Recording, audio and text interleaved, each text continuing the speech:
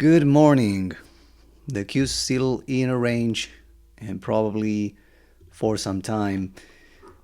Semis, one of the main components of tech, is pulling back now.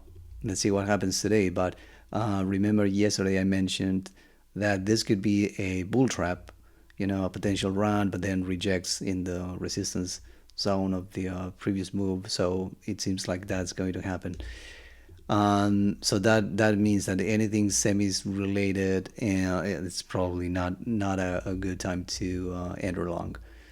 That said, I'm still watching AI chips. I downgraded it to my tier two, but there are some names that are trying to hold. I'm curious about Marvel if it's going to try to bounce off the 50-day. So it's not going to happen today. I think it's we'll have to wait a few days, but it's interesting. And then there are some names like Cerebras. I'm very curious about this IPO, if it's going to complete this setup and try to make a move. This is a very interesting company, so let's see if it's going to make a run. Yeah, difficult in this environment, but you never know. What else? So biotech still super strong. I would expect now for a sideways move or a pullback to the 10 or 20 day moving averages. I don't think it's cautious to enter biotech related right now because it seems like, yeah, it's going to pull back. But that said, I'm watching a few names in the oncology and immunology theme, which is right now the strongest in this sector. I'm watching TNGX, SLS, and no, sorry, RVMD, with SLS as the leader in this sector. It seems like it's going to need a bit more time, and yeah, it would be ideal if it doesn't move, and now the biotech goes sideways, and then it attempts to move next week or the following. But I'm going to watch it, mostly out of curiosity. I don't think I'm going to enter because I think it's too risky right now. What else? So fintech, I mentioned as in the past videos. This is a very interesting sector. I think still has fuel to continue moving, and I'm still watching bull. I tried to enter yesterday and pull back, so I closed my position, and I think I'm going to enter today if it breaks. Yeah, above 70s, 745 or something. I'll try to enter there. It looks pretty good. Looks good in the weekly too.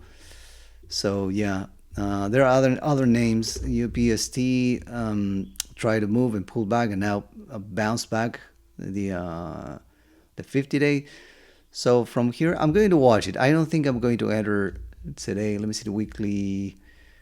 Yeah, I don't think this candle is going to turn green, but I want to see it. So what happens here is when you have a VCP that fails, sometimes it won't like put up a narrow range before attempting to break out again, but it just breaks from that point. Sometimes there is a catalyst, and sometimes it just retries and moves from that breakout point, from the previous breakout point. So I'm going to watch. There are other names here. Hood, I'm still holding. In fact, I added a bit in this bounce. And PGI, which came back down. We have resistance here. So I would expect for this stock to, yeah, put another few days, at least 1 or 2 days, but yeah, probably will take until next week to add another move. Solar. So we have Shoals still holding, but then the others, TE, Solar Edge, are losing momentum. Solar Edge, if it doesn't bounce from here, I think it's going to pull back. So yeah, It's a shame. I thought it was. I thought Solar was going to try to make another move. So let's see. And end phase is so weak now that yeah, I don't think it's going to recover quickly.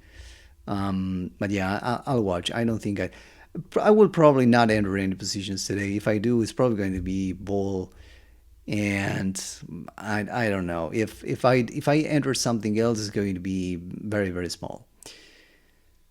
Um, yeah, I think that's it for today. I don't expect much changes. I think, if any, probably more rejection in semis and, a deeper pullback. But I don't expect many changes or many moves today.